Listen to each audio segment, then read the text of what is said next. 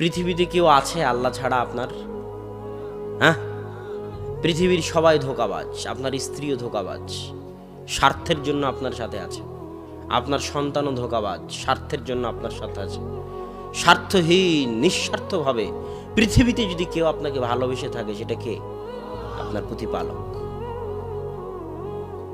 তো আল্লাহ সুবহানাহু ওয়া তাআলার এই ভালোবাসার গুরুত্ব আমাদের বুঝতে হবে এবং আমাদের উচিত যত দ্রুত সম্ভব আল্লাহর দিকে ফিরে যাওয়া। আজকেই তওবা করে আল্লাহর দিকে ফিরে যাওয়া, ওযু করে 2 রাকাত সালাত আদায় করে, বক্তব্য প্রোগ্রাম শেষ করে নিজ নিজ বাড়িতে গিয়ে ওযু করে 2 রাকাত সালাত আদায় করে সবার উচিত পুনরায় আল্লাহর সাথে সম্পর্ক তৈরি করা।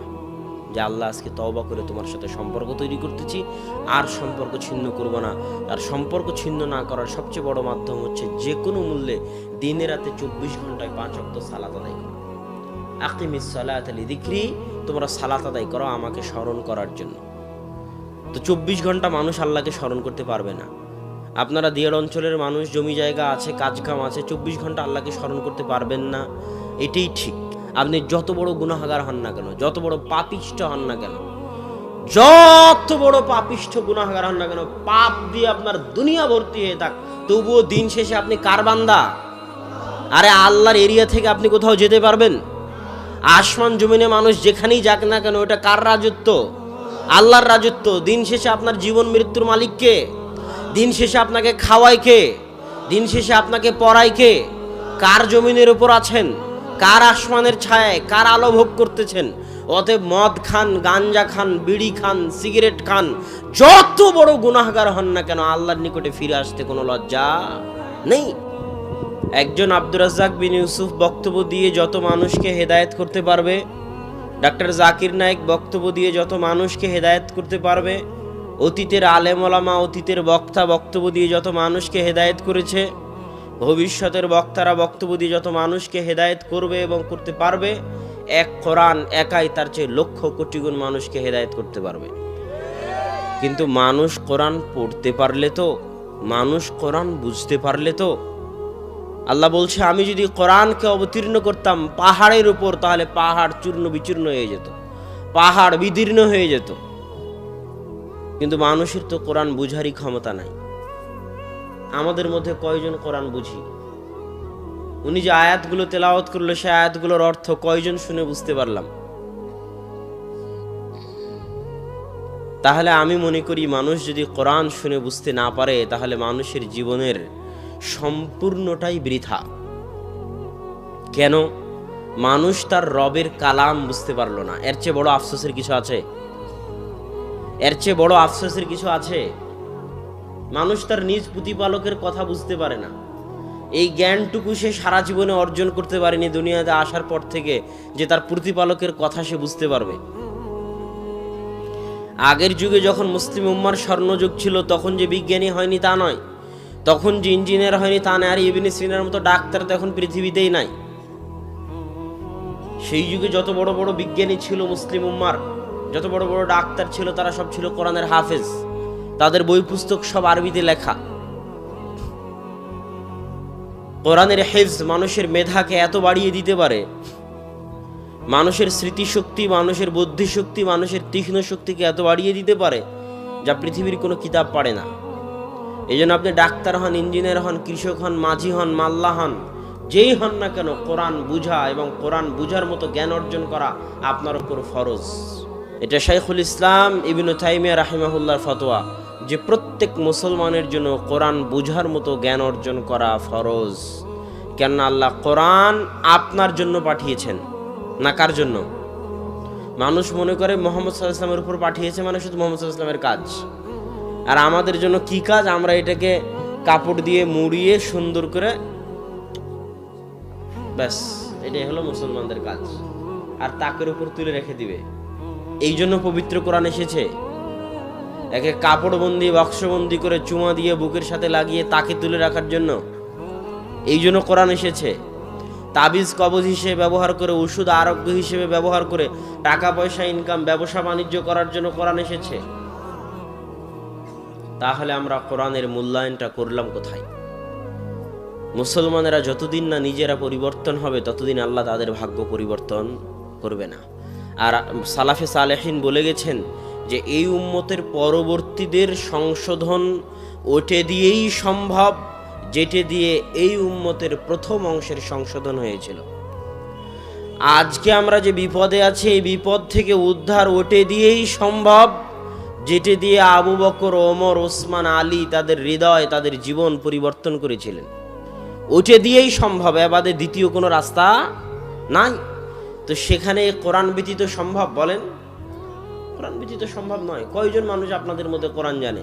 কোরআন ঠিক মতো পড়াও জানে না। সে নিজেকে মুসলমান দাবি করতে পারে কেমন করে যে কোরআন ঠিক মতো পড়া জানে না, যে তার রবের কালাম জানে না, যে তার রব তাকে কি বলতেছে। আল্লাহ তো এই কোরআন তার জন্য পাঠিয়েছে, তার উপর পাঠিয়েছে। মুহাম্মদ সাল্লাল্লাহু আলাইহি ওয়াসাল্লাম মাধ্যম মাত্র। প্রত্যেক মানুষের জন্য এই কোরআন পাঠানো হয়েছে। হিন্দুকেও কোরআন পড়ে দেখতে হবে, খ্রিস্টানকেও কোরআন পড়ে দেখতে হবে, ইহুদিকেও কোরআন পড়ে দেখতে হবে। একজন মুসলমানকে তো দেখতে হবেই হবে, কেন এই কোরআন তার জন্যই পাঠানো। আল্লাহ কি বলেছে কোরআনে এটা তার বোঝা জরুরি, ফরজ। এটা না বুঝে সে দুনিয়া থেকে যায় কেমন করে? এটা না বুঝে সে দুনিয়া থেকে মারা যায় কেমন করে? যে জীবনে একবার তার প্রতিপালকের পাঠানো চিঠি প্রথম থেকে শেষ পর্যন্ত বুঝে পড়ে দেখেনি যে তার প্রতিপালক তাকে কি বলতে চেয়েছে 1400 বছর আগে। এবং এত অক্ষত, এত অবিকৃত, জের জবর পেশ, কোনো কিছুই পরিবর্তন হয়নি। কিসের জন্য? ব্যবসা করার জন্য নাকি? কোরআন যে আল্লাহ 1400 থেকে হেফাজত করে রেখেছে কি তাবিজ বানিয়ে বিক্রি করার জন্য? হ্যাঁ, কোরআন 1400 বছর থেকে এইভাবে মুজিজা স্বরূপ হেফাজত হয়ে আছে কার জন্য? আপনার জন্য। কোরআন অপেক্ষায় আছে আপনার। কোরআন কিয়ামতের মাঠে মানুষের পক্ষে এবং মানুষের বিপক্ষে কথা বলবে। কোরআন যদি কিয়ামতের মাঠে আপনার বিপক্ষে দাঁড়িয়ে যায়, আপনি সেদিন বিচারের মাঠে টিকতে পারবেন না। অতএব কোরআন যেন আপনার পক্ষে দাঁড়ায়, কোরআন যেন কিয়ামতের মাঠে আপনার পক্ষে আল্লাহর দরবারে সাক্ষী দেয়, এই চেষ্টা আপনাকে করতে হবে। কোরআন শিখতে হবে, কোরআন পড়তে হবে, কোরআন বুঝতে হবে। এই কোরআনের মধ্যে নিহিত আছে মুসলিম উম্মাহের সফলতা, মুসলিম উম্মাহের উন্নতি, মুসলিম উম্মাহের বিপদ থেকে বাঁচার রাস্তা। আজকে বিপদে আছে না নাই বাংলাদেশ? রাস্তাঘাট, স্কুল, কলেজ সব বন্ধ হয়ে যাবে, বন্ধ হয়ে গেছে, যাচ্ছে। শুধু বাংলাদেশ কেন, সারা পৃথিবী অচল হয়ে গেছে। এই শতাব্দীতে এত উন্নত পৃথিবী এইভাবে অচল আগে কোনোদিন হয়নি। এই শতাব্দীতে এত উন্নত পৃথিবী এইভাবে অচল আগে কোনোদিন হয়নি। আর বিশ্বের যারা বড় বড় পরাশক্তি, আমেরিকা ঘোষণা করেছে যে আগামী গ্রীষ্মকালের শেষ সময় পর্যন্ত জরুরি অবস্থা থাকবে।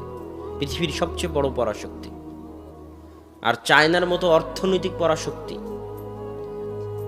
সুপার পাওয়ার আমেরিকা, আর অর্থনৈতিক পাওয়ার হচ্ছে চায়না। এদের সকলের শক্তি, সকলের দম্ভ, সকলের দাপট, যারা সিরিয়ার মাটিতে লাখো কোটি টন বোমা ফেলে হাজারো মুসলমানের রক্তে নিজেদের হাতকে রঞ্জিত করেছে। ব্যবসার নামে, তেলের নামে, গ্যাসের নামে নির্বিচারে মুসলমানকে হত্যা করেছে, হাজার হাজার মানুষকে হত্যা করেছে। তাদের ক্ষমতার দাপটে, পারমাণবিক বমের দাপটে, অর্থনৈতিক টাকার গরমে পৃথিবীতে অন্য দেশগুলোর, অন্য ধর্মের মানুষগুলোর টিকা মুশকিল হয়ে যাচ্ছে। আজকে তারা এক অদৃশ্য ভাইরাস, যাকে চোখে দেখা যায় না, চোখে দেখা যায় নাকি, অদৃশ্য এক ভাইরাসের ভয়ে আতঙ্কগ্রস্ত। তার সাথে লড়াই করার মতো, তার সাথে মোকাবেলা করার মতো কোনো অস্ত্র, কোনো ওষুধ, কোনো পাতি, কোনো ভ্যাকসিন, কোনো টিকা এই অত্যাধুনিক বিশ্বের হাতে, যে অত্যাধুনিকতা নিয়ে বর্তমান মানব সভ্যতা গর্ব করে যে পৃথিবী এত উন্নত আগে কোনোদিন হয়নি, সেই উন্নত বিশ্ব হাত পা হাঁটু গেড়ে দিয়ে, মাথা নত করে সব কিছু ছেড়ে দিয়ে বসে আছে, অচল, অথর্ব, অকেজো, দুর্বল। আল্লাহ যে বলেছেন ইন্নাল ইনসানা খুলিকা হালুআ ওয়া ইযা মাসসাহুশ শাররু জাযুআ ওয়া ইযা মাসসাহুল খায়রু মানুআ। মানুষকে দুর্বল করে সৃষ্টি করা হয়েছে। যখন মানুষের উপর বিপদ আসে তখন মানুষ হতবিহ্বল, হতাশ হয়ে যায়। আর যখন মানুষের টাকা পয়সা বেশি হয়ে যায়, শক্তি ক্ষমতা বেশি হয়ে যায়, তখন মানুষের কৃপণতা, মানুষের দাপট এবং অহংকার বেড়ে যায়। মানুষকে আল্লাহ অনেক দুর্বল করে সৃষ্টি করেছে। আর চিরজীবন আল্লাহ মানুষের দুর্বলতা দেখিয়ে আসে যে মানুষ যে কত দুর্বল সৃষ্টিজীব, তা আল্লাহ মানুষকে যুগে যুগে দেখিয়েছে। ফেরাউন যখন হাজারো বছর যাবৎ দাপটের সাথে লাখো মানুষকে হত্যা করে অত্যাচারের সাথে শাসন করেছে, আল্লাহ ফেরাউনকে তার দুর্বলতা দেখিয়ে দুনিয়া থেকে উঠিয়ে নিয়েছেন, যে ফেরাউন তুমি এত অত্যাচার করে, এত দাপট দেখিয়ে নিজেকে প্রতিপালক দাবি করে সারা পৃথিবী পরিচালনা করেছো, আজ সামান্য পানিতে তুমি ডুবে মরে যাচ্ছ, তোমার বাঁচার উপায় নাই। তুমি যে কত দুর্বল, তুমি যে কত দুর্বল, তুমি যে কত দুর্বল তা তুমি চোখে দেখে মরো ফেরাউন, যে একটা সামান্য পানি থেকে তোমার বাঁচার উপায় নাই। তুমি কিসের অহংকার দেখাতা দুনিয়াতে? তখন বিপদে পড়ে ফেরাউনও বলে, যা আমানতু বিরব্বি মূসা ওয়া হারুন, আমি মূসা এবং হারুনের প্রতিপালকের প্রতি ঈমান আনয়ন করলাম। আল্লাহ যুগে যুগে এইভাবে যারা অত্যাচার করেছে তাদের দুর্বলতা তাদের চোখের সামনে দেখিয়েছে। এটা আল্লাহর নিদর্শন। মানুষ যে ধরনের পাপ করে আল্লাহ ওই ধরনের শাস্তি দেয়। সুদের শাস্তি পেট উঁচু করে দিতে হবে কেন কিয়ামতের মাঠে? মিথ্যা বলার শাস্তি জিহ্বা ফেড়ে দিতে হবে কেন? প্রত্যেকটার কাজের সাথে কর্মের কি আছে? লিঙ্ক আছে।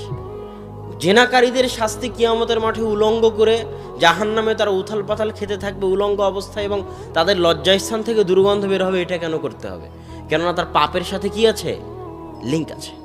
যেমন কর্ম আল্লাহ ওই ধরনের শাস্তি কিয়ামতের মাঠে দিবেন। কর্ম যেমন শাস্তি তেমন, কর্ম যেমন শাস্তি তেমন। তো বিশাল আব্রাহার বাহিনী আসছে, হাতি নিয়ে কাবা ঘর ধ্বংস করবে। তো আল্লাহ ধ্বংস করলেন কি দিয়ে? ছোট্ট ছোট্ট পাখি দিয়ে। কথা বুঝিনি? এটা আল্লাহর নিদর্শন যে আব্রাহা তুমি বিশাল হাতির বাহিনী নিয়ে আসছো, যাও আমি ছোট্ট পাখি পাঠালাম, এই পাখির সাথে লড়াই করো, যাও। তো আজকের এই উন্নত বিশ্ব, এত গর্ব, এত দাপট, কোথায় বিজ্ঞান, কোথায় ডাক্তার, কোথায় ইঞ্জিনিয়ার, কোথায় পারমাণবিক বম, যাও একটা অদৃশ্য ভাইরাস পাঠানো, লড়াই করো দুনিয়ার মানুষ আল্লাহর ক্ষমতার সাথে। ওয়ামা ইয়ালামু জুনুদু রাব্বিক, এরা হচ্ছে আল্লাহর সেনাবাহিনী। আল্লাহর সেনাবাহিনীর কথা কেউ জানে না, যে আল্লাহর সেনাবাহিনী যে কত, আর আল্লাহর সেনাবাহিনী যে কেমন। আল্লাহ যখন সেনাবাহিনী পাঠানো শুরু করবেন তখন দুনিয়ার মানুষের তার সাথে লড়াই করার ক্ষমতা থাকবে না। দুনিয়ার মানুষ অচল, অকেজ, অথর্ব। দুনিয়ার মানুষের কাজ কি? দুনিয়ার মানুষের কাজ হচ্ছে আল্লাহর দরবারে নত হওয়া, আল্লাহর সামনে মাথা ঝুঁকিয়ে দেওয়া, আল্লাহর সামনে হাঁটু গেড়ে বসে পড়া, আল্লাহর সামনে হাত তুলে বসে পড়া, যে আল্লাহ আমরা অচল, অকেজ, অথর্ব, আমাদের কিছুই করার নাই, বাঁচাতে পারলে আপনি বাঁচাতে পারবেন। ইয়াকা না'বুদু ওয়া ইয়াকা নাস্তাঈন, আমরা আপনারই ইবাদত করি, আপনার নিকটই সাহায্য প্রার্থনা করি। তো সম্মানিত উপস্থিতি, এই জন্য আল্লাহর দিকে ফিরে আসা মানুষের উচিত। আল্লাহ মাঝে মাঝে এই ধরনের নিদর্শন পাঠিয়ে মানুষকে তার দিকে ফিরে আসতে বলেন। কেন আল্লাহ চান না যে আপনি জাহান্নামে যান, না আল্লাহ চান এটা। আল্লাহ সুবহানাহু ওয়া তাআলা চান না যে ইবলিসও জাহান্নামে যাক। কথা কি বুঝতে পারছেন? আল্লাহ সুবহানাহু ওয়া তাআলা চান না যে আবু জাহালও জাহান্নামে যাক। আল্লাহ চান না যে আপনিও জাহান্নামে যান। এই জন্য একজন ব্যক্তি যখন মরুভূমিতে তার উট হারিয়ে ফেলে, তো মরুভূমির রাস্তা চেনা খুব কঠিন। আপনি নিজেও একবার মরুভূমিতে হারিয়ে গেলে আর বের হতে পারবেন না। ওই একই জায়গার মধ্যে ঘুরপাক খাবেন, রাস্তা খুঁজে বের করতে পারবেন না। সব দেখতে একই রকম মনে হবে, পাহাড় সব একই রকম, বালু সব একই রকম, ফিল্ড সব একই রকম, ধুধু মরুভূমি। কোন দিকে যে যাচ্ছি, কোন দিকে যে পূর্ব, কোন দিকে যে পশ্চিম, রাস্তা খুঁজে বের করে পার হতে পারবেন না। মরুভূমিতে ঘুরতে ঘুরতে মারা যাবেন। উট মরুভূমির রাস্তা চিনে। তো যে ব্যক্তি মরুভূমিতে উট হারিয়ে ফেলে মানে তার মৃত্যু নিশ্চিত। তো একজন ব্যক্তি মরুভূমিতে উট হারিয়ে ফেলে নিজের মৃত্যুকে নিশ্চিত মনে করে যে এই মরুভূমিতে আমার তো বাঁচার পথ নাই, আমি তো আমার উটকে হারিয়ে ফেলেছি, তো মরতে যখন হবেই তাহলে একটু বিশ্রাম করি, এখান থেকে আমার বাঁচার কোনো পথ নাই। সে শুয়ে বিশ্রাম করতেছে, ঘুম থেকে উঠে বিশ্রাম থেকে উঠে দেখে তার পাশে তার উটটা দাঁড়িয়ে আছে, হারানো উটটা। তো জীবন ফিরে পেলে মানুষ যেমন আনন্দিত হয়, সে মৃত্যুর মুখ থেকে ফিরে এসে আনন্দের ঠেলায় বলতেছে, খুশির ঠেলায় বলতেছে যে আল্লাহ তুমি আমার বান্দা, আমি তোমার রব। বাক্য উল্টা করে দিয়েছে, মানে খুশির ঠেলায় হিতাহিত জ্ঞান হারিয়ে ফেলেছে। তো আল্লাহ সুবহানাহু ওয়া তাআলা বলতেছেন, এই মানুষটা মৃত্যুর মুখ থেকে ফিরে এসে যতটা না আনন্দিত, আমার কোনো বান্দা যে আমার সাথে সম্পর্ক রক্ষা করেনি দুনিয়াতে যাওয়ার পরে। আপনাদের কয়জনের দাবি করতে পারবেন আল্লাহর সাথে সম্পর্ক আছে? কয়জন? সালাত আদায় না করলে আল্লাহর সাথে সম্পর্ক থাকে? বলেন, সালাত আদায় না করলে আল্লাহর সাথে সম্পর্ক থাকে? আপনাদের কয়জনের আল্লাহর সাথে সম্পর্ক আছে? কয়জনের দাবি করতে পারবেন যে হ্যাঁ আমার সাথে আল্লাহর সম্পর্ক আছে, ছিন্ন হয়ে যায়নি? আপনার সন্তান যদি আপনার সাথে সম্পর্ক ছিন্ন করে, আপনার সন্তান যদি হারিয়ে যায়, তো মায়ের কষ্ট কেমন হয়, পিতার কষ্ট কেমন হয়, আর ওই সন্তানের কষ্ট কেমন হয়? ইউসুফ আলাইহিসসালাম কোথায় 20-25 বছর হারিয়ে গেছেন, বাপ জানেই না ইউসুফ কোথায়। কাঁদতে কাঁদতে ইয়াকুব আলাইহিসসালামের চোখ পর্যন্ত অন্ধ হয়ে গেছে, তো বাপ কষ্টে আছে না নাই? তো সন্তানকে হারিয়ে ইয়াকুব আলাইহিসসালাম যত কষ্টে আছে, আপনি আপনার সন্তানকে হারিয়ে যত কষ্টে থাকবেন, আল্লাহ বলতেছেন যে এই যে মানুষটা মৃত্যুর মুখ থেকে ফিরে এসে তার উট ফিরে পেয়ে যতটা না আনন্দিত হয়েছে, আমি আল্লাহ আমার কোনো বান্দা যে দুনিয়াতে যাওয়ার পরে আমার সাথে সম্পর্ক রাখেনি, তাকে হারিয়ে আমি যে কতটা কষ্টে ছিলাম, সে যদি কোনোদিন আমার নিকটে ফিরে এসে তওবা করে, তো মৃত্যুর মুখ থেকে ফিরে আসা এই লোকটা যতটা না আনন্দিত, আমি আল্লাহ তার চেয়ে বেশি আনন্দিত হব। তারপরেও কি আপনি চাইবেন না আল্লাহর দিকে ফিরে যেতে, আল্লাহর সাথে সম্পর্ক তৈরি করতে?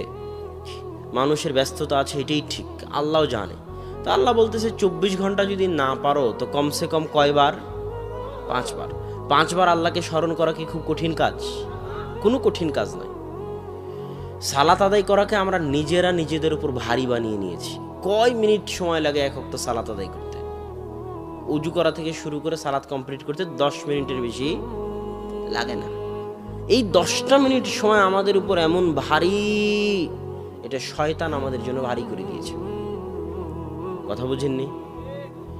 আজান হওয়া মাত্রই সালাত আদায় করার সবচেয়ে সহজ উপায়, আজান হওয়া মাত্রই সব কাজ বন্ধ। প্রধানমন্ত্রীর সাথে যদি মিটিং থাকে তো বন্ধ, তাহলে সালাত আদায় করা সহজ হয়ে যাবে। না হলে যদি মনে করেন অনেক জরুরি কাজ, আর 5টা মিনিট করি, আর 2টা মিনিট করি, আজান হয়ে গেছে আর 5 মিনিট পর দোকান বন্ধ করি, তাহলে আর সালাত ধরে রাখতে পারবেন না। 2 দিন পর সালাত হারিয়ে যাবে, কোনো না কোনো ব্যস্ততায় এসে সালাত হারিয়ে যাবে। প্রথমে জামাত থেকে দূরে হয়ে যাবেন, তারপরে ব্যক্তি জীবন থেকে সালাত চলে যাবে। আর যদি এটা মূলনীতি বানিয়ে নেন যে আল্লাহু আকবার মুয়াজ্জিন বলেছে মানে আমি যে অবস্থায় থাকি না কেন, যদি শয়তানের সাথে মোকাবেলা করতে পারার সবচেয়ে বড় মাধ্যম, শয়তান কিন্তু আজান হওয়া থেকে আপনার পিছনে লেগে যাবে যে আর 2 মিনিট দেরি করো, আর 2টা মিনিট মোবাইল চালাও, আর 2টা মিনিট পড়ো, আর 2টা মিনিট কম্পিউটার দেখো, আর 2টা মিনিট কৃষি কাজ করো, আর 2টা মিনিট দোকান খোলা রাখো। শয়তান লেগে যাবে। নামাজিকে নামাজ থেকে এইভাবে দূরে নিয়ে চলে যায় শয়তান। যে নামাজ পড়ে না তার কথা তো বাদই দিলাম, যারা সালাত আদায় করে তাদের এই অবস্থা। তারা তখন এইভাবে আস্তে আস্তে জামাত ফেল করে, জামাত ফেল করতে করতে ব্যক্তি জীবনে সালাত চলে আসে, আস্তে আস্তে ব্যক্তি জীবন থেকে সম্পূর্ণ সালাতটাই হারিয়ে যায়। তখন একটা পর্যায়ে বেনামাজিতে পরিণত হয়ে যায়। তো সালাত আদায় করার সবচেয়ে বড় উপায় হচ্ছে আজান হওয়া মাত্রই সব কাজ বন্ধ, যত জরুরি কাজ হোক না কেন। এই জন্যই ট্রাকের পিছনগুলোতে লেখা থাকে যে কাজকে কি যেন বলে, কাজকে সালাতকে বলিও না আমার কাজ আছে, কাজকে বলো আমার সালাত আছে। এইটা ছাড়া আপনি আল্লাহর সাথে সম্পর্ক ধরে রাখতে পারবেন না। সালাত ছাড়া আল্লাহর সাথে সম্পর্ক ধরে রাখার কোনো উপায় নাই। কেননা আল্লাহর নিকটে আল্লাহর ইবাদত করার, আল্লাহর নিকটে চাওয়ার, আল্লাহর সাথে কথা বলার, আল্লাহর সাথে মোনাজাত করার, আল্লাহর নিকটে দোয়া করার, আসমানের নিচে জমিনের উপরে সালাতের চাইতে কোনো বড় মাধ্যম পৃথিবীতে আর নাই। ওই যে সারা আলাইহা সালাতু ওয়াস সালাম, ইব্রাহিম আলাইহি সালাতু ওয়াস সালামের স্ত্রী, যখন ইব্রাহিম আলাইহিস সালাম বললেন সারা তোমাকে যদি জিজ্ঞেস করা হয় তাহলে ভাই বোন পরিচয় দিবে, কেননা আসমানের নিচে জমিনের উপরে আমি আর তুমি মোমেন মোমেনা, আর কোনো মোমেন মোমেনা নাই। ভাই বোন পরিচয় দেওয়ার পরেও যখন অত্যাচারী জালেম বাদশার দরবার থেকে মুক্তি পাওয়া গেল না, জালেম বাদশা যখন সারাকে নিজের দরবারে নিয়ে গেল এবং তার সাথে খারাপ কাজ করতে উদ্যত হলো, তখন সারা বলতেছে থামেন, আমাকে 2টা মিনিট সময় দেন, উজু করে আমাকে মোনাজাত, মোনাজাত মানে আল্লাহর সাথে কথা বলা। মোনাজাত শব্দের অর্থ কি? জোরে বলেন, মোনাজাত শব্দের অর্থ কি? আল্লাহর সাথে কথা বলা। আমাকে জরুরি ভিত্তিতে আমার রবের সাথে কথা বলতে হবে, আমার আল্লাহর সাথে মোনাজাত করতে হবে, কথা বলতে হবে। 2 মিনিট সময় দেন, আপনি যা ইচ্ছা তাই করতে পারবেন, তবে আমি একটু আল্লাহর সাথে কথা বলে নিই। মানুষ বলে না আপনি দাঁড়ান আমি একটু বসকে কল দিয়ে নিই, বলে না বলে না? আপনি একটু থামেন, আমি একটু আমার নেতাকে একটু ফোন দিয়ে নিই, বলে না বলে না? তো সারা বলতেছে একটু দাঁড়ান, আমি আমার আল্লাহর সাথে একটু কথা বলে নিই, 2 মিনিট সময় দেন, একটু মোনাজাত করে নিই আল্লাহর কাছে। তখন ওযু করে সারা সালাতে দাঁড়িয়ে গেলেন। সালাতে আল্লাহ সারাকে বলতেছেন, আল্লাহুম্মা ইন কুনতা তা'লাম, হে আল্লাহ আপনি যদি জেনে থাকেন, আহসানতু ফারজি, আমি আমার লজ্জায় স্থান, আমার আমানত, আমার আব্রু, আমার ইজ্জতের হেফাজত করেছি, খেয়ানত করিনি, তাহলে আল্লাহ আজকে কঠিন দিনে আমি যেভাবে তোমার ভয়ে, তোমার পরহেজগারিতায়, তোমার তাকওয়ায় আমার লজ্জায় স্থান হেফাজত করেছি, আমার আমানত, আমার ইজ্জত, আমার আব্রুর হেফাজত করেছি, আজকে কঠিন দিনে লা তুসাল্লিত আলাইয়াল কাফের, এই কাফেরকে আপনি আমার উপর বিজয়ী করিয়েন না, এই কাফেরকে আপনি আমার উপর প্রাধান্য গালাবা দিয়েন না। আজকে এই কঠিন দিনে আমি যেমন আপনার ভয়ে আমার লজ্জায় স্থান হেফাজত করেছিলাম, আজ বিপদে পড়েছি, আজ আমার লজ্জায় স্থান, আমার ইজ্জত, আমার আব্রু, আমার আমানতের হেফাজতের দায়িত্ব আপনার। সারার বলা কথা শেষ হয়নি, জালেম বাদশাহ হাত পা অবশ্যই মাটিতে পড়ে গেছে। তাহলে আল্লাহর নিকটে মোনাজাত করার সবচেয়ে বড় মাধ্যম কি? সালাত। জোরে বলেন না কেন? আল্লাহর নিকটে মোনাজাত করার সবচেয়ে বড় মাধ্যম কি? সালাত।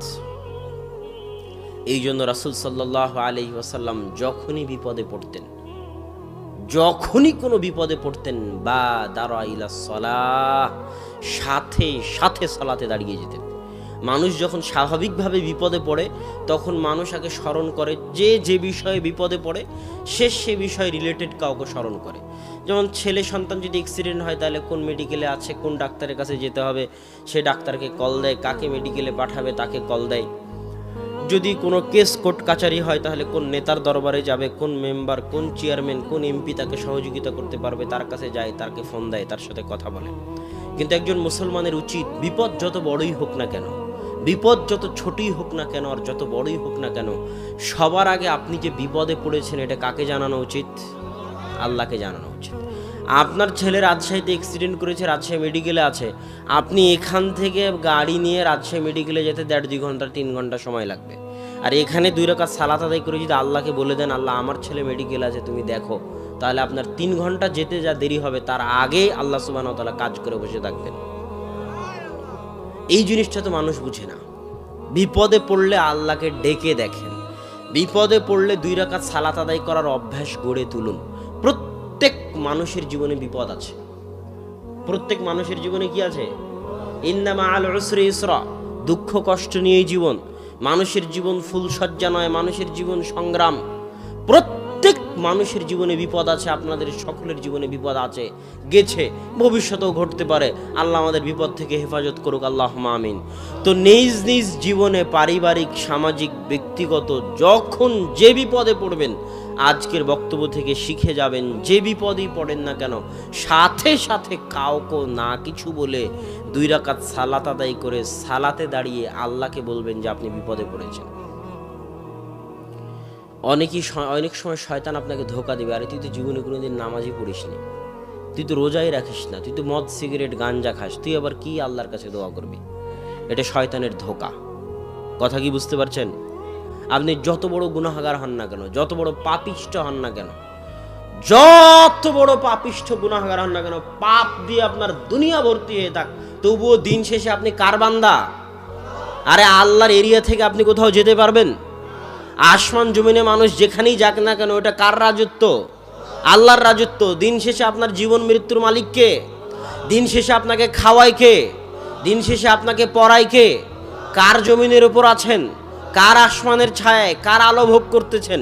অতএব মদ খান, গাঞ্জা খান, বিড়ি খান, সিগারেট খান, যত বড় গুনাহগার হন না কেন, আল্লাহর নিকটে ফিরে আসতে কোনো লজ্জা নেই।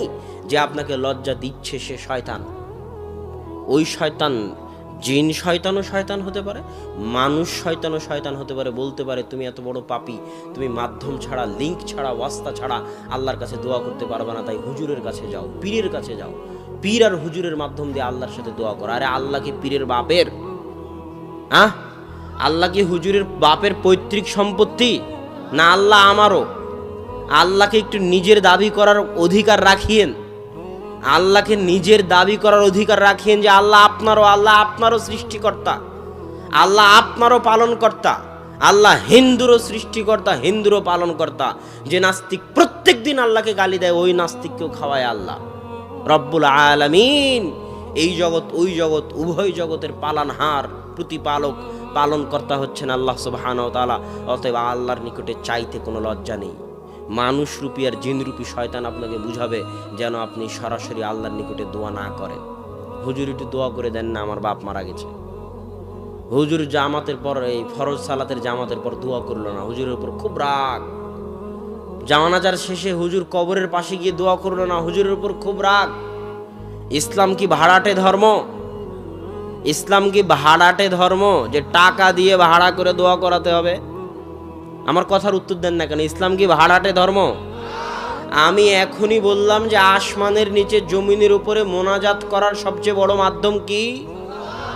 আসমানের নিচে জমিনের উপরে মোনাজাত করার সবচেয়ে বড় মাধ্যম হচ্ছে সালাত। যেমন সারা সালাত আদায় করেছে, যেমন আল্লাহ রাসূল সালাত আদায় করেছে, এই জন্য আল্লাহ 5 বার আপনার উপর সালাত ফরজ করে দিয়েছেন। সালাত মানেই দোয়া, সালাত শব্দের শাব্দিক অর্থই দোয়া, সালাত মানেই মোনাজাত, সালাত শব্দের শাব্দিক অর্থ মোনাজাত। সালাতের শুরু থেকে নিয়ে শেষ পর্যন্ত সবই মোনাজাত। মোনাজাত শুরু হবে তাই আল্লাহুম্মা বাইদ বাইনি, এটাও মোনাজাত। আলহামদুলিল্লাহ রাব্বিল আলামিন প্রশংসা করে নিয়ে ইহদিনাস সিরাতাল মুস্তাকিম, এটাও মোনাজাত। তাসবিহ তাহলিল পাঠ করে রুকু থেকে উঠে আল্লাহর প্রশংসা করে সিজদায় গিয়ে, পৃথিবীতে মানুষ সবচেয়ে নিকটে থাকে আল্লাহর কখন? পৃথিবীতে মানুষ আল্লাহর সবচেয়ে নিকটে থাকে যখন মানুষ সিজদায় থাকে। ওই সময় যা চাওয়ার আল্লাহর নিকটে চাইতে পারবেন। ওই জন্যই সালাত, কোরআনের আয়াত ব্যতীত সবই সিজদায় পড়া যায়। এইভাবে পুরো সালাত চলতেছে। এবার সালাম ফিরানোর পূর্বে যত দোয়া আপনার জানা আছে সব দোয়া আপনি পড়তে পারবেন, কেননা আসমানের নিচে জমিনের উপরে আল্লাহর নিকটে দোয়া করার, আল্লাহর সাথে মোনাজাত করার সালাতের চাইতে বড় কোনো মাধ্যম পৃথিবীতে নাই। এবার যখন আল্লাহু আকবার বলে সালাত শুরু করেছিলেন, মানে মোনাজাত শুরু হয়েছিল। কি শুরু হয়েছিল বলেন তো? এটি সবাই বলেন, কি শুরু হয়েছিল?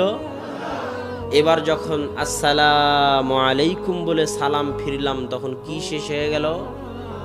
জোরে বলেন, কি শেষ হয়ে গেল?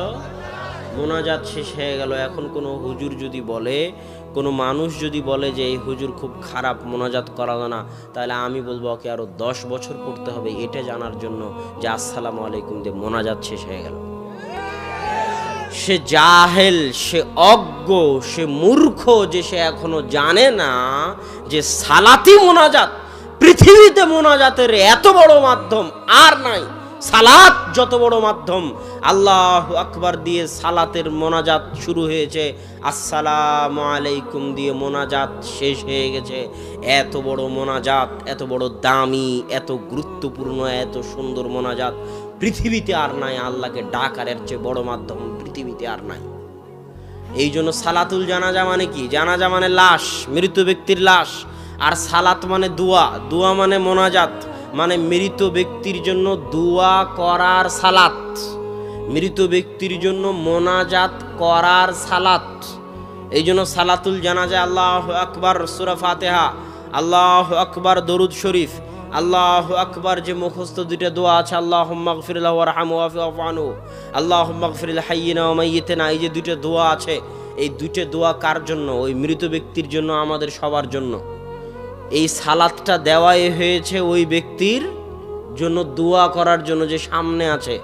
এবার যখন আসসালামু আলাইকুম বলা হলো জানাজার সালাতে, তখন কি শেষ হয়ে গেল?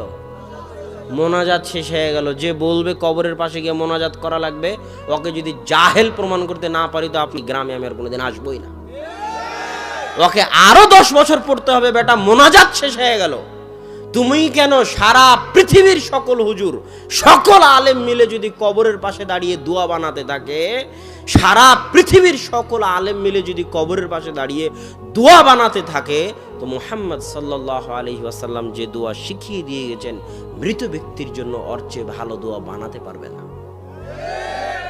কিয়ামত পর্যন্ত যদি কবরের পাশে দাঁড়িয়ে বানানোর চেষ্টা করে, তো আল্লাহর রাসূল যে দোয়া শিখিয়ে দিয়ে গেছেন ওর চেয়ে ভালো দোয়া বানাতে পারবে না। সে তো এখনো বুঝেনি যে সালাত মানে মোনাজাত। এই যে একসাথে হাত তুলে দোয়া করার বেদাত, এই বেদাত সমাজে ঢুকে দুইটা সুন্নাত উঠিয়ে দিয়েছে। কয়টা সুন্নাত সমাজ থেকে উঠিয়েছে? এই একটা বেদাতের কারণে সমাজ থেকে দুইটা সুন্নাত উঠে গেছে। এক, মানুষ ভুলে গেছে যে সালাতের মধ্যে দোয়া করতে হয়। ভুলে যাননি আপনারা? সবাই ভুলে গেছে, কেউ জানে না যে সালাতের মধ্যে দোয়া করতে হয়। সালাত যে দোয়া করার মাধ্যম কেউই জানে না। আল্লাহ রাসূল সালাতে দোয়া করলো, সারা সালাতে দোয়া করলো। আমরা রাত দিন বিপদ আপদ থেকে মুক্তি পাচ্ছি সালাতের মধ্যে দোয়া করে। মানুষ ভুলেই গেছে যে সালাতের মধ্যে দোয়া করতে হয়, জানেই না। কেন ভুলে গেছে? ওই যে সালাতের পরে একসাথে হাত তুলে মোনাজাত শুরু হয়েছে, ওই একটা বেদাত এত বড় একটা সুন্নাত, এত বড় একটা নেয়ামত থেকে মুসলিম উম্মাহকে দূরে রেখেছে যে সালাতের মধ্যে দোয়া করতে হয়, সালাত দোয়া করার মাধ্যমে এই মহা নেয়ামত থেকে দূরে রেখেছে। আমার চ্যালেঞ্জ থাকলো, আপনি যে বিপদেই পড়েন শুধু 2 রাকাত সালাত আদায় করে দেখবেন, ইনশাআল্লাহ আপনার বিপদ দূর হয়ে যাবে। এরকম বহু বিপদে আমি জীবনে পড়েছি, বহু বিপদে আমি জীবনে পড়েছি। 2 রাকাত সালাত আদায় করার মাধ্যমে আল্লাহ সেই বিপদ থেকে উদ্ধার করেছে। আমি দেখেছি আমার আম্মাকেও, যখনই যে বিপদ হোক না কেন, বিপদের কথা শোনার সাথে সাথে 1 সেকেন্ড দেরি হয় না, সাথে সাথে মনে হয় রোবটের মতো, রোবটকে অর্ডার দেওয়া আছে, রোবটের মতো রোবটকে অর্ডার দেওয়া আছে যে বিপদের সংবাদ শোনা মাত্রই, রোবট যেমন অর্ডার দেওয়া থাকে ওইরকম শোনা মাত্রই চট করে অজুখানায় অজু শেষ করে 2 রাকাত সালাত। আর এই এক সালাতের বরকতে বিপদ দূর হয়ে যায়। আল্লাহু আকবার। কেন? আল্লাহকে ডাকার এর চেয়ে বড় মাধ্যম পৃথিবীতে নাই। এই একটা জঘন্য বেদাত, নিকৃষ্ট বেদাত মুসলিম উম্মাহকে সালাতের মতো মহান ইবাদত, আল্লাহকে ডাকার এত বড় সুযোগ, আল্লাহকে ডাকার এত বড় মাধ্যম, আল্লাহকে ডাকার এত বড় পদ্ধতি, আল্লাহকে ডাকার এত বড় সুযোগ মাধ্যম পদ্ধতি থেকে অজ্ঞ জাহেল মূর্খ করে রেখেছে, দূরে রেখেছে, এত বড় নেয়ামত থেকে বঞ্চিত করে রেখেছে। মানুষ জানেই না যে সালাতের কত পাওয়ার, মানুষ জানেই না সালাতের কত শক্তি। তাই মানুষ সালাত শেষ হয়ে গেলে বলে যে দোয়া করো। আরে দোয়া করার সময় তো সালাতের মধ্যে ছিল, পাগল। কত বড় নেয়ামত থেকে আপনি বঞ্চিত, অনেক বড় বিশাল নেয়ামত থেকে আপনি বঞ্চিত। সালাতের নিয়ামত থেকে বঞ্চিত আপনি, সালাতের মধ্যে যে দোয়া করতে হয় এই নিয়ামত থেকে বঞ্চিত। কেননা সালাতের পরে যে মোনাজাত আছে, আজ থেকে সংশোধন হন। আমি আপনাকে খোঁটা দিয়ে নয়, আঘাত দিয়ে নয়, আপনার দ্বীনী ভাই হিসেবে বলতে চাই, পরীক্ষা করে দেখুন সালাত দোয়া করার কত বড় মাধ্যম। ইনশাআল্লাহ আপনার দোয়া কবুল হবেই হবে ইনশাআল্লাহ। আর একটা কি সুন্নাত উঠে গেছে, এখন সালাম ফিরানোর পরে যত হাদিসের গ্রন্থ আছে, সব হাদিসের গ্রন্থে সালাম ফিরানোর পরে জিকির, আজকার, তাসবিহ, তাহলিল, সূরা নাস, ফালাক, ইখলাস, আয়াতুল কুরসি, এগুলোর কথা আছে। আলহামদুলিল্লাহ, সুবহানাল্লাহ, লা ইলাহা ইল্লাল্লাহ, আল্লাহু আকবার। অধিকাংশ রিওয়ায়াত বর্ণনা এগুলো সংক্রান্ত যে সালাম ফিরানোর পর কি করতে হয়, জিকির, আজকার, তাসবিহ, তাহলিল পড়তে হয়।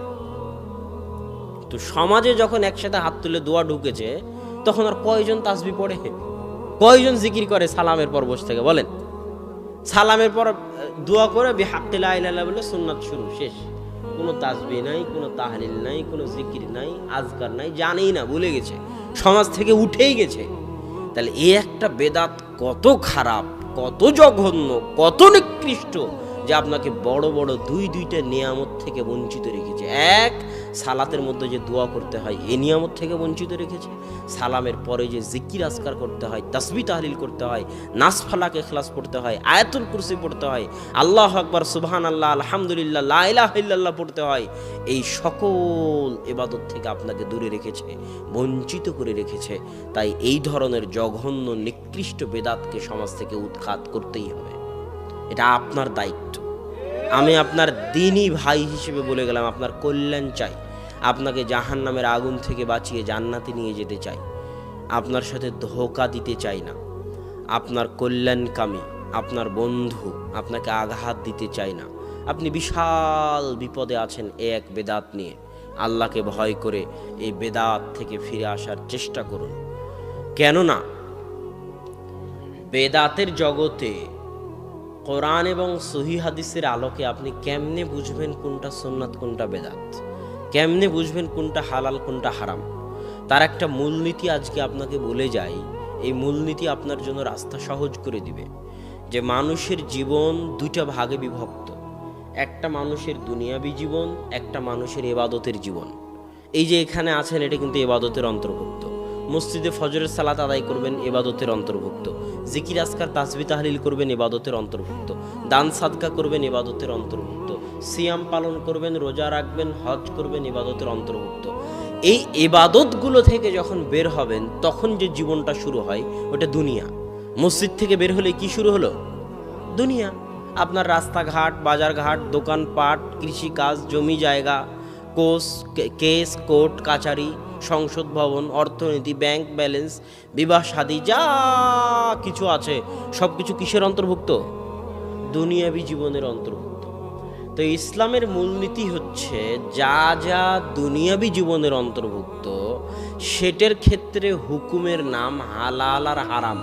কি হুকুমের নাম বলেন তো? হালাল আর হারাম। আর ইবাদতের জগতে হুকুমের নাম হচ্ছে সুন্নাত আর বেদাত। আপনি যদি আমাকে বলেন মদ খাওয়া সুন্নাত না বেদাত, প্রশ্ন ঠিক হবে? প্রশ্ন ঠিক হবে না। কেননা মদ খাওয়া কিসের সাথে সম্পৃক্ত? দুনিয়ার সাথে। তাহলে প্রশ্ন কি হতে হবে? হালাল না হারাম। আপনি যদি আমাকে জিজ্ঞেস করেন যে একসাথে হাত তুলে দোয়া করা হালাল না হারাম, তাহলে প্রশ্নই ভুল। কেন একসাথে হাত তুলে দোয়া করা ইবাদতের সাথে সম্পৃক্ত। আপনাকে বলতে হবে একসাথে হাত তুলে দোয়া করা সুন্নাত না বেদাত। এবার আসেন, দুনিয়াবী জীবনে আমরা বুঝলাম যে দুনিয়াবী জীবনের হুকুম আহকামের নাম কি? হালাল অথবা হারাম। দুনিয়াবী জীবনে ইসলামের মূলনীতি হচ্ছে, খুব ভালো করে মনে করে যাবেন, বক্তব্যের সব অংশ ভুলে গেলেও এ অংশ মনে থাকলে অনেক কাজে দিবে। ইসলামের মূলনীতি হচ্ছে দুনিয়াবী জীবনে আল্লাহ এবং আল্লাহর রাসূল। আচ্ছা, বাক্যটা আর একটু সহজ করে বলি। দুনিয়াবী জীবনে ইসলামের মূলনীতি হচ্ছে হালাল এবং হারামের ক্ষেত্রে ইসলামের মূলনীতি হচ্ছে সবই হালাল। কি বলেন তো? সবই হালাল। শুধু কতটুকু হারাম? যতটুকু আল্লাহ এবং আল্লাহ রাসূল 1400 বছর আগে হারাম করে দিয়েছেন। সবই হালাল, এটা হলো মূলনীতি। সবই হালাল। আগে যা ছিল, এখন যা আছে, 10 বছর পরে যা আসবে, 500 বছর পরে যা আসবে, 1000 বছর পরে যা আসবে, সবই হালাল। শুধু অতটুকুই হারাম যতটুকু আল্লাহ এবং আল্লাহ রাসূল কি করে গেছেন? নিষেধ করে গেছেন। আজকে আপনি যত খাবার খান, এই কালাই রুটি আল্লাহ রাসূলের যুগে ছিল নাকি? ছিল না। এখন কালাই রুটি হালাল না হারাম? আমাদের মূলনীতি হচ্ছে সবই হালাল, যতটুকু আল্লাহ রাসূল নিষেধ করে গেছেন ততটুকু হারাম। এখন দেখতে হবে যে কালাই রুটিকে আল্লাহ রাসূলের নিষেধের মধ্যে পড়ে না পড়ে না। যদি না পড়ে তাহলে হালাল, কেন সবই হালাল। দুনিয়াবী জীবনের কি? সবই হালাল। আল্লাহ সুবহানাহু ওয়া তাআলা বলেছে হুররিমাত আলাইকুমুল মাইতাতু ওয়াদ দামু ওয়া লাহমুল খিনজির। তোমাদের জন্য হারাম করে দিলাম মৃত প্রাণী, তোমাদের জন্য হারাম করে দিলাম রক্ত, তোমাদের জন্য হারাম করে দিলাম শুকুরের গোশত। আল্লাহ রাসূল বলছে তোমাদের জন্য হারাম করে দিলাম জি মিখলাব থাবাওয়ালা প্রাণী, তোমাদের জন্য হারাম করে দিলাম জি নাব শিকারী দাঁতওয়ালা প্রাণী, তোমাদের জন্য হারাম করে দিলাম সেবা হিংস্র প্রাণী, তোমাদের জন্য হারাম করে দিলাম জাল্লালাহ যে সমস্ত প্রাণী ময়লা নিকৃষ্ট হারাম অপবিত্র জিনিস খেয়ে বড় হয় ওই সমস্ত প্রাণী। এই যে আল্লাহ রাসূল হারাম করে দিচ্ছেন, এইগুলো বাদে কিয়ামত পর্যন্ত যত খাবার আবিষ্কার হবে, সেটা চাইনিজ হোক, থাই হোক, ইটালিয়ান হোক, বাঙালি হোক, আর দিয়াড়ের কালাই রুটি হোক, কথা বুঝেননি? যত খাবার কিয়ামত পর্যন্ত আবিষ্কার হবে এগুলো বাদে সব কি হবে? হালাল। মূলনীতি কি বোঝা গেল হালাল হারামের? এবার আসেন ইবাদতের জগতে সম্পূর্ণ উল্টা।